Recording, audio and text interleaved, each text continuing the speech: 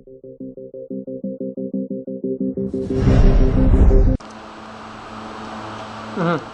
يا إيهاب. بسم الله الرحمن الرحيم. أنا اسمي إيهاب مصطفى السعدي. أنا مصاب بالسكر، صاب بالسكر منذ الطفولة.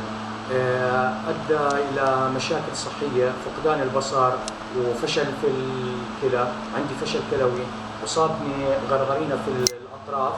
اضطريت إلى بتر قدمي اليسرى، ونشرت جلالة الملك وعن طريق الديوان الملكي بمساعدة تركيب طرف، ركبت طرف صناعي لقدمي اليسرى.